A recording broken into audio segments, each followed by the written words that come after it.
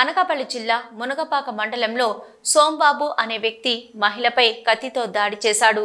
చికిత్స కొరకు ఎన్టీఆర్ హాస్పిటల్కు తరలించగా తలకి బ్లడ్ ఎక్కువగా బ్లీడ్ అవడంతో మెరుగైన వైద్యం కోసం విశాఖ కేజీహెచ్ హాస్పిటల్కు తరలించారు.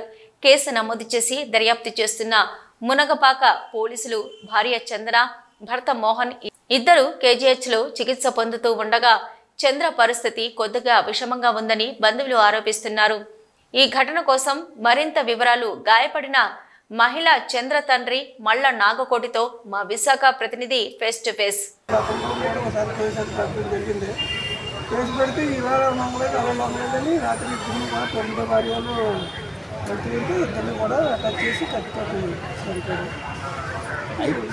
అయితే ఈ సోంబాబు అన్న తెల్లవారుజామున 5 గంటలకు జరుగుతుంది ఘటన. ఈ తెల్లవారు 5 గంటలకి ఈ చందన తెల్లవారు లేచిన కదా డ్యూటీకి వెళ్తుందని చెప్పారు. ఎక్కడ చేస్తుంది? అయితే బ్యాండక్స్ 4లో చేస్తుందండి. ఈ 4లో చేస్తుంది. బ్యాండక్స్ డ్యూటీకి ప్రతిరోజు జనరల్కి వెళ్ళేది ప్రతిరోజు జనరల్కి వెళ్ళేది. కాబట్టి 3 రోజుల నుంచి ఏ షిఫ్ట్ రన్ చేస్తున్నారు. ఏ షిఫ్ట్కి వెళ్ళి జనరల్కి వచ్చి వస్తుంది. ఏ షిఫ్ట్ బస్సులో వెళ్ళడానికి బస్సు 5 గంటలకు బస్సులో మాకు 5 బస్సులో వెళ్ళడానికని వచ్చింది. ఈ మధ్య మార్గమధ్యంలోనూ టచ్ చేశాం.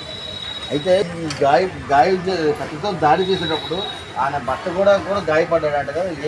వెనకాతల పాపని కొడేత్తలు ఎప్పుడైతే గోలెట్టిందో ఇంటికాడ నుంచి దూరం అంత అంబులెన్స్ గేట్ అంత దూరం ఉంటుంది ఇల్లుకి దానికి. ఎప్పుడైతే గోలెట్టిందో ఈ వెనకాతలు వెంటనే పరిగెట్టిపోతే అది తిరిగి మళ్ళీ వెంటనే ఇన్ని కూడా కొట్టేసి లోకి వచ్చాను. 2 నెలలు రాలేదు. ఇంటికి పోలీసులు దొరికాడా?